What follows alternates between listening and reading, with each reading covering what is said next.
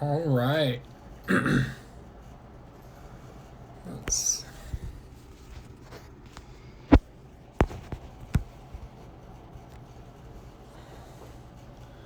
All right. Hey, Trisha. Welcome to another day of Hump Day Habits. And today we are going to be talking about creating a workday routine. So, if you joined us last time, we talked about building a morning routine. And so now we'll kind of take the next logical step. After your morning routine, you will most likely work in some form or fashion.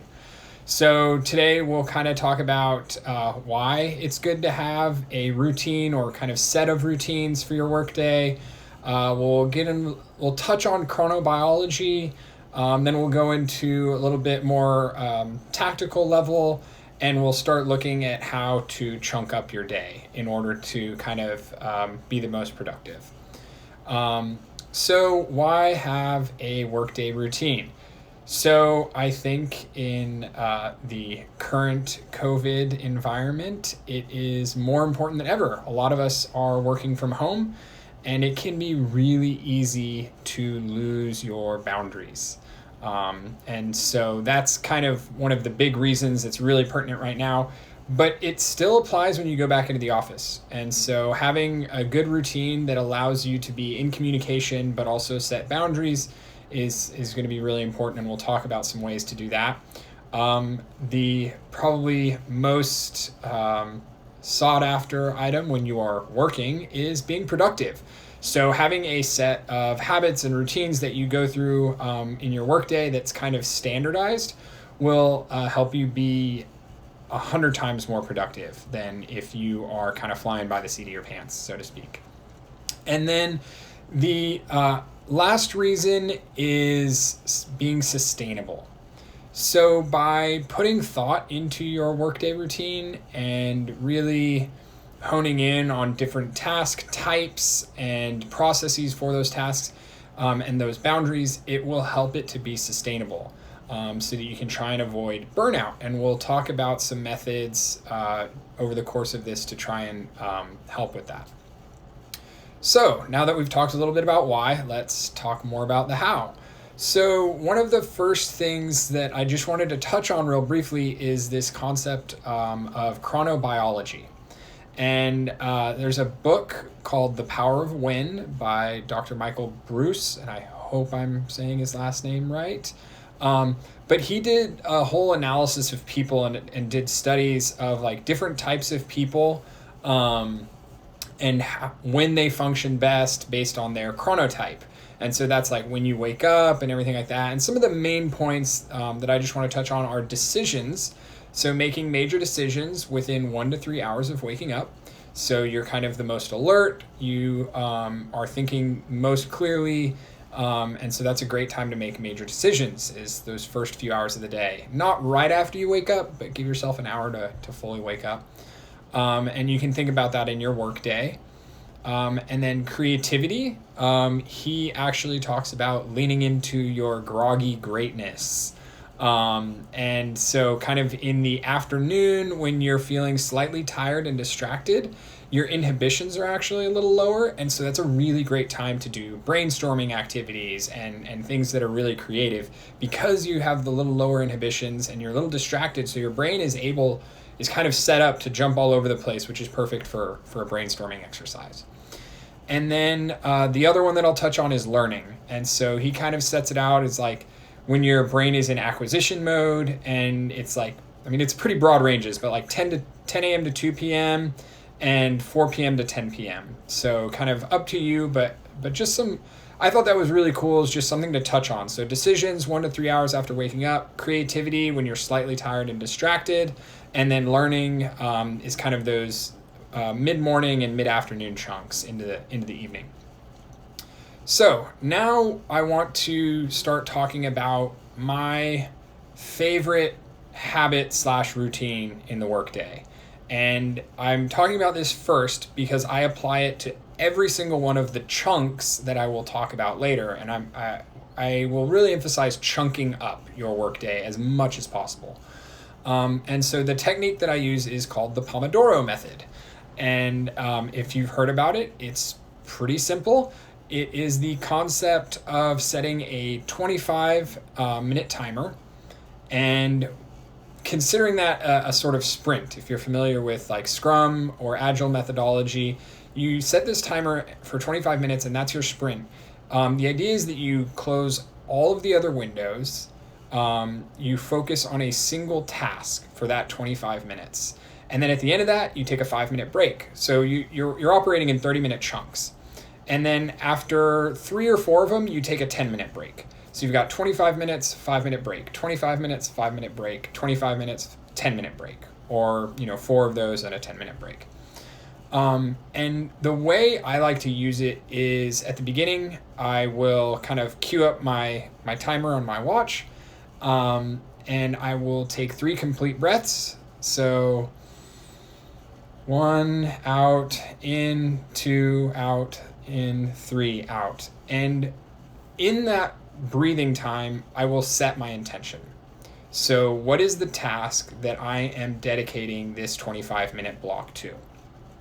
I even have a theme song that I use every single time, and it starts me off, and it's part of like a brain food playlist on Spotify. But I start with the same song, and I do the breathing, and then I start the timer as soon as I finish the breath. And that is really, it's kind of twofold. It allows you to focus really well, and at the same time, it allows you to manage your time. And so by chunking it up like that, you don't have time run away from you, where you realize, oh my gosh, I just spent an hour browsing through this and I only meant to spend 30 minutes, or anything like that. It also allows you to really start to gauge how long it takes you to do things, which, as we can all attest, I think we typically overestimate what we can get done in certain amounts of time. And by using the Pomodoro, kind of religiously throughout your day, you will really get a clear understanding of what you are able to accomplish in a 25-minute chunk. Outside of that, I use timer. I use that for everything, as much as possible. And if I forget, I know it at the end of the day because I was not as productive. I usually ended up, kind of going down rabbit holes here and there. And so before I go into like how to chunk up the day, the other thing I do during that Pomodoro is I remove distractions. So I turn off notifications. I might put my phone on Do Not Disturb, and I have it set up so if someone calls twice, it rings through. So if there's an emergency, they can still reach me. But the idea is you really want to focus. And the art of focus has been really kind of lost in today's society of constant notifications from Instagram, from email, from all of these other items. And so kind of taking a moment and just turning that off so that you can think clearly in a focused manner is very powerful. And then a quick note on timers versus time trackers. I use a timer all the time for everything. I do not use a time tracker. Not saying that you shouldn't, but it's really, you want to make sure that time tracking doesn't become its own beast, so to speak. You want to make sure that it continues to serve you. I have used them in the past, and it actually added some value, but only to a certain point. Then I kind of got a gauge of like, okay, in this job or in this role, here's how much time I'm spending on email, here's how much time I'm doing on this, and it might be worth it for you to do it. I used Time Rescue, I believe is the name of it, and it was really great because you could categorize things, and so it would tell you how much time you spent on certain websites, and you could categorize those, so then you could look at a graph of like how you spend your day, like how much is on communication, so like Outlook and email, how much is on work management, like Asana, how much is social, things like that. And so it did provide some real clarity to time, and it'll empower you to make decisions better. So that's kind of a note on timers versus time trackers. It's really up to you and what you think you'll get value of. So now, moving on to chunking up your day. So, we'll kind of go through, task killing, meetings, email handling, creating, planning, and review are really the main categories that I like to look at. And so I'm going to go kind of chronologically in the order that I tried to do them throughout the day. Again, everything is it's iterative, it's an attempt, never going to be perfect, but it's just always nice to have an ideal that you work for and work towards and focus on, and get as close as you can throughout the day. So task killing. This is what I refer to as like hitting my daily targets. So I've talked about that in other sessions, but setting those daily targets, really I try and chunk out 2 hours in the morning. First thing, a lot of times it's, one of them is 5:30 to like 8:30 in the morning, and I dedicate it to just one thing. And it's usually one of my daily targets, and I try and just kill, I call it task killing, try and kill that task. And I do it first thing in the morning. Usually I'll try and pick, depends on what my day is looking like. I might pick an easy one to get me going, or if I'm feeling very motivated that morning, I'll pick the hardest one because my willpower is going to be highest early in the morning. And the idea is you chunk out that time and just focus on one thing. So it might be a big task, and you've got those 4 Pomodoros in that 2-hour block, and you pick pieces of it each section. But that's going to really make sure that you start the day on your terms, as opposed to starting your workday by opening up email or, going to a meeting. Sometimes it's unavoidable. But if you can, at any rate, take control of your early morning, it will make the rest of your day feel so much better, rather than kicking off your day being reactive. And so email, meetings, all that type of stuff is very reactive work. So you are having to react to whatever someone is telling you or whatever someone is asking you to do. By taking task killing, you're being proactive at the beginning of your day. You have something that you want to do, that you've identified that needs to be done, and you are doing it. And so I find, for me at least, mentally, that sets me up for a lot better day, both emotionally and productivity wise. So that's task killing. The next thing that I'll talk about, and kind of going from here on out, it's not necessarily in any order, but meetings. Oh, meetings. I don't know how many of you work in the corporate world. Meetings can really go one of two ways. They can be radically productive or just radically terrible and a general waste of time. I really honestly don't find many meetings that are somewhere in the middle. And usually the ones that are radically productive have an agenda, and they are well run, and they have prerequisite materials that were sent out beforehand. And so when you are thinking about meetings, make sure they're necessary. And one of the best ways to do that is to create an agenda beforehand. So if you are the one requesting a meeting, 2 things: be respectful of other people's time and be respectful of your own time. And one of the best ways to do that is to write out an agenda for the meeting. Half the time, I will start an agenda and I will get through 3 bullet points and realize I have written the email that I need to send in lieu of in lieu of a meeting. So that allows me to ask the questions, organize the thoughts that I need from everyone else. They can respond, and so glad to be out of the corporate world and all the meetings. Yes, okay, so Trisha, you know what I'm talking about. But by using this agenda, it allows you to organize your thoughts. Like, what are the answers I really need? And one of the formats that I really like is core, care, do. And so what is the core idea? Why does everyone that you're telling care? So not why do you care, why do they care? And then what do you need them to do? So it's core of the idea, why do they care, and what do you need from them? What do you need them to do?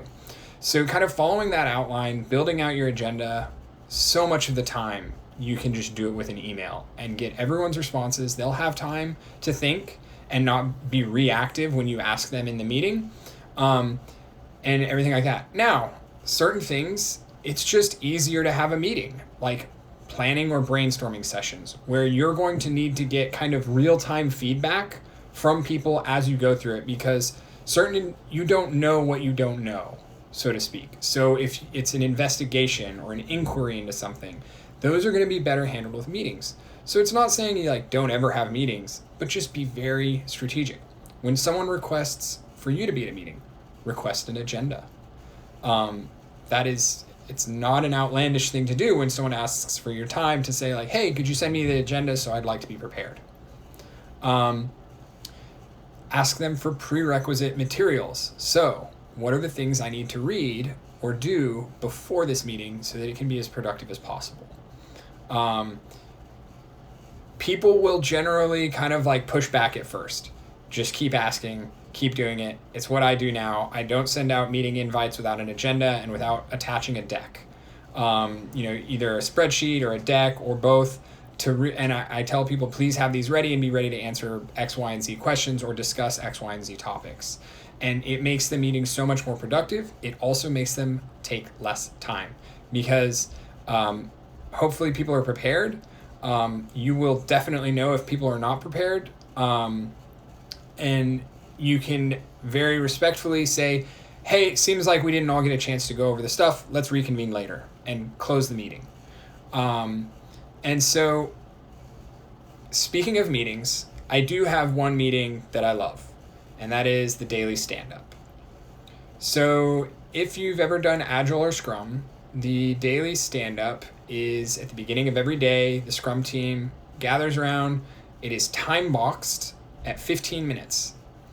And you go around the circle and everyone says what I did yesterday, what I'm doing today, and what's blocking me. So typically you'll have your kind of plan that you're working on, and that's a quick check-in. It is really great for running teams because it allows everyone to know what everyone else is working on. It allows people to ask questions really quick, and things can then be taken. Katie and I run a daily stand-up. She knows all about it. So it creates a lot of transparency, and it prevents people from sitting in silos and kind of feeling like they're stuck, because they're going to answer that question every morning. What did I do yesterday? What am I doing today? What's standing in my way? If you didn't get something done, what's in your way? And so it's not to call people out. It's not to try and force, more productivity or get more done or anything like that. It just creates transparency. It makes sure that everyone is able to help everyone else do their best possible work.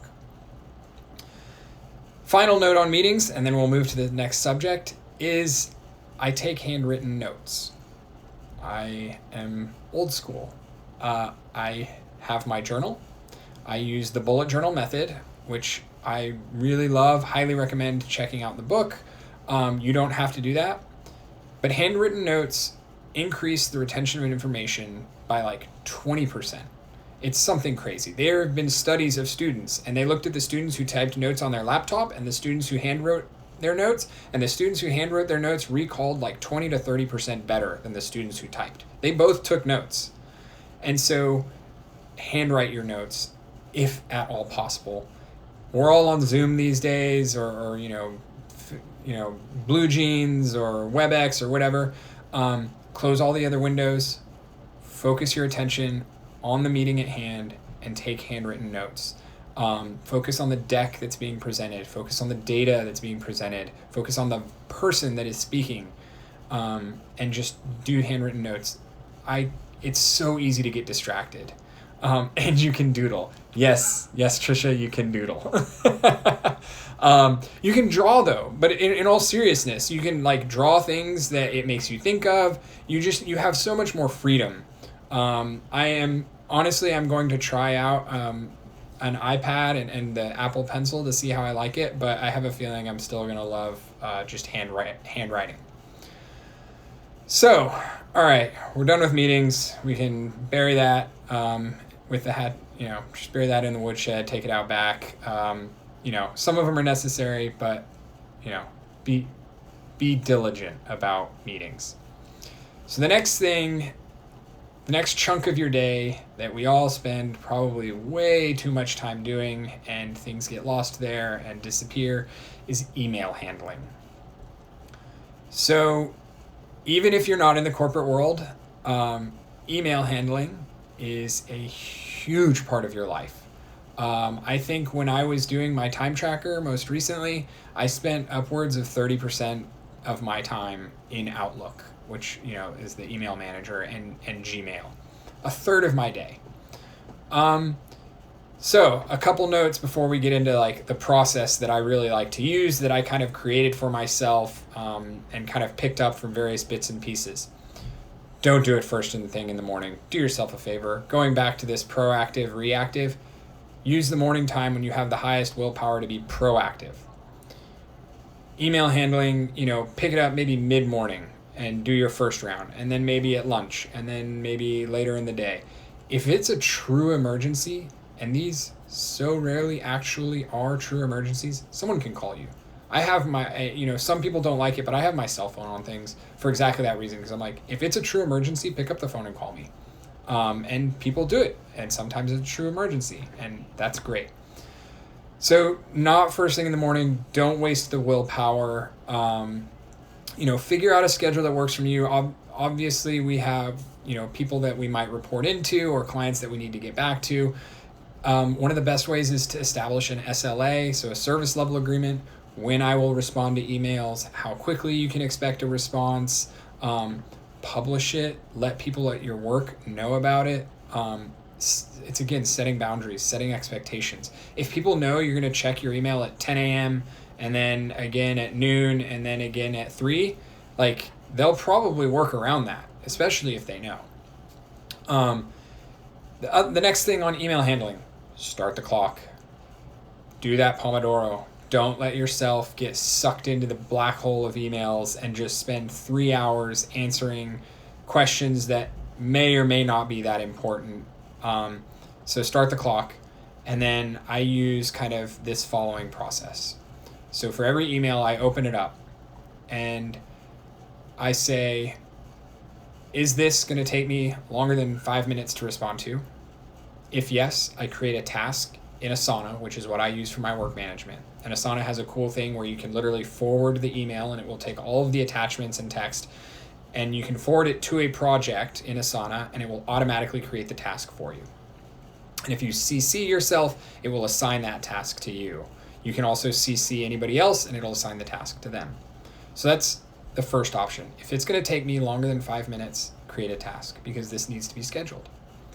The second item is the follow-up.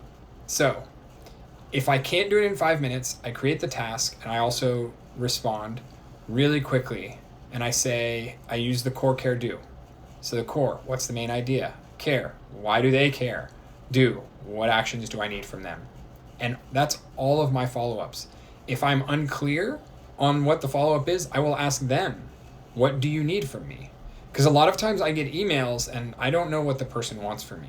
So that's a really quick one. I don't need to create a task yet or anything. I just reply back, I'm not sure I understand the question or the request. Could you please clarify? Perfect, done. The third option, so there's only 3 options for email. So we've done create a task, we've done follow-up, which is if it's going to take less than 5 minutes, and the third one is schedule time. So maybe this is something that requires further inquiry. Schedule a time. You can, in Outlook and various things, you can reply with a calendar invite. Again, this is where you want to be very careful with your meetings, but we're kind of assuming that you're using your previous things. So you can reply and provide the agenda. A lot of times you can create the follow-up. And if you start getting into the follow-up and you're like, man, I can't answer these questions, or these questions are not well answered in email format, just switch it to a meeting invite. So, that's kind of if it's going to take longer than 5 minutes, create a task.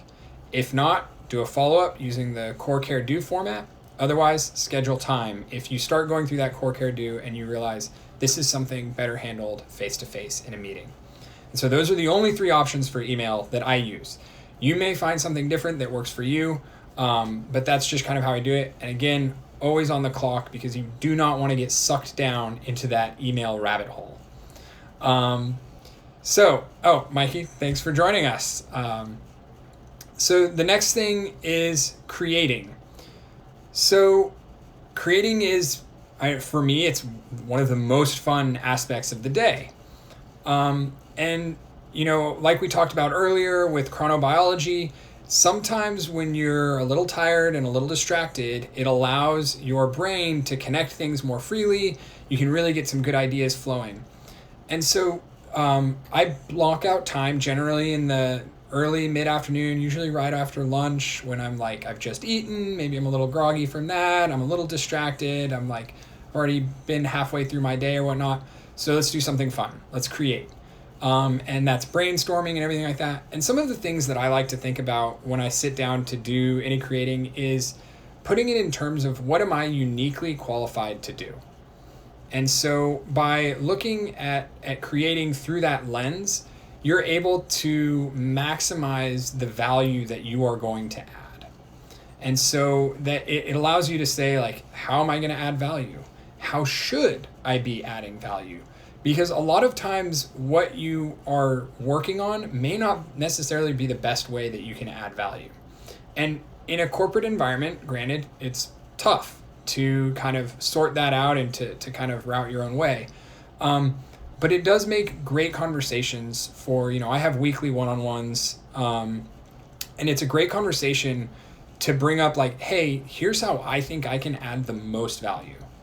And you want to get your boss's ears perked up, use that. Here's how I think I can add the most value. And then explain to them. What did you do during that brainstorming? Did you think about a plan? Did you come up with a bunch of ideas for things that you can do? Did you flesh out an idea? Do some writing about it? And so that's kind of the criteria I use when I start to think about creating.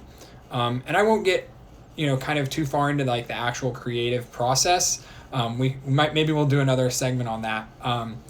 But that's kind of the creating chunk of my workday. So then moving on to planning. And this is like one of the things that I see get overlooked the most. People spend like the first week of the quarter or the half or the first 2 weeks of the year and they plan, and then that plan just like goes on a shelf and like collects dust or something, and they never revisit that plan. So you should spend, this might sound crazy to some people, but you should spend 10% of your time, which is about 4 hours a week in a 40-hour work week, planning. So if you break that up, that's like 30 minutes a day and 2 hours on Friday or Monday. So Monday through Thursday, let's say you do 30 minutes of planning a day and then 2 hours on Friday. Or it's 1 hour Monday, 30 minutes Tuesday, Wednesday, Thursday, and an hour and a half on Friday. So you can really split it up however you want, however you find most effective. I like doing kind of an hour Monday, 30 minutes Tuesday through Thursday, and an hour and a half on Friday, because I find it's a really refreshing way to bookend my week. And things can change over the weekend, so I've got an hour, but I've mainly got my plan dialed in on Friday, and I'm communicating a lot on Monday. So that's kind of the time that you should be thinking about planning. And when you're planning, it's what are your goals right now? And each week I like to have a theme around my goals that allows me to align around a single priority or theme. And by doing that, you can start to line up your tasks, right? So you have these big goals, you've got themes that match up to the priorities of those goals, and you kind of work through those. And then each week I like to revisit them, and then each quarter you want to have at least each quarter, maybe each month, have major goals that you check in with measures and everything, and we have a goals series of courses that you can look at there. And then as part of your planning, you want to adjust plans, dates, and targets. So you just went through this day, it's now the end of the day, maybe you're doing your 30-minute review and plan, which is kind of how I do it. You say like, okay, do I need to adjust anything based on what happened? What did I do today? Things like that. So that planning, that 10% of your time leads me into the review. So this is the end of the day, and I really, only use about 5 minutes. I try to use 5 minutes. Sometimes it takes a little bit longer, but at the end of the day, it's 5 minutes to catalog what you got done. So you did, hopefully some task killing at the beginning of the day. You had meetings, you handled emails, you did some creating, you did some planning, and now you want to review. So take 5 minutes, and you can time box it. Again, everything on a timer. Run through what you got done. And if you run a team, think about asking them to do this for you. You're only asking for 5 minutes. Just a quick, couple sentences or bullet points. Hey, what did I do today? It's going to be really great because it'll also set you up for that daily stand-up. So you'll already kind of have notes that you can then ask follow-up questions, either in email or at the stand-up really quickly. And then as part of that daily review or weekly or whatever, what are your major goals? Are you making progress towards them? And then I always actually set my next day's targets at the end of that day. So what are the 3 to 5 things I'll do tomorrow based on the revision of my plan that I just did and the review that I just did? Am I making progress? And it allows you to kind of really revisit that plan regularly. Okay, so that was kind of the big spiel for Workday habits, and I just wanted to take a couple more minutes to talk about one, breaking up the day. So I'd like to do a midday stretch, push-ups, some sort of movement. I set a timer for 5 to 10 minutes, and I'll stretch, maybe do some sun salutations, and just really get your body moving again, get the blood flowing sometime around midday.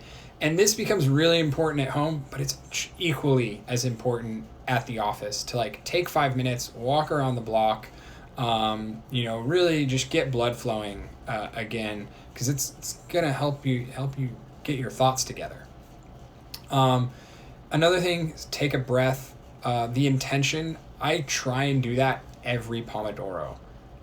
Those 3 complete breaths, because it just allows you to get in the right headspace and just really bring everything kind of into the moment so that you can focus your full energies on the task at hand. Special notes on working from home. Don't work in bed. Don't do it. I know you want to. Don't do it. Avoid it as much as possible. The bed is for sleeping. But seriously, try and go to a set place where you are going to get your work done. Have that set place be a clean place.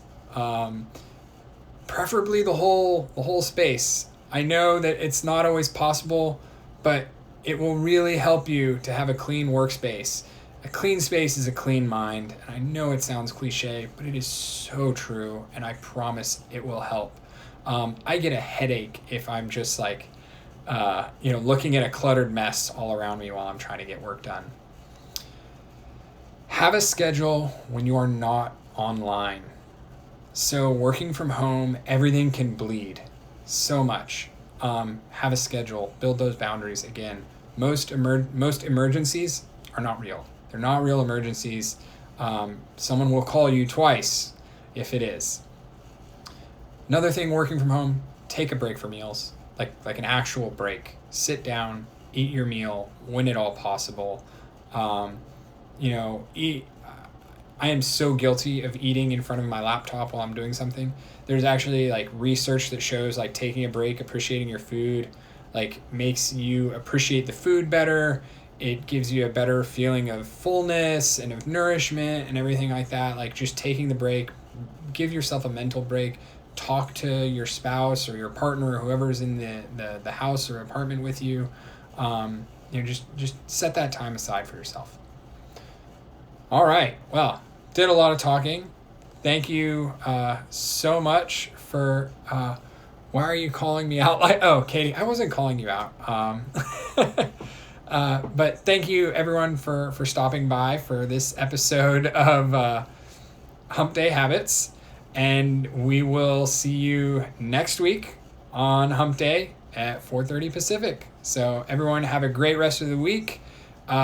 Be grateful for everything you have and try out some of these routines. We'll see you soon.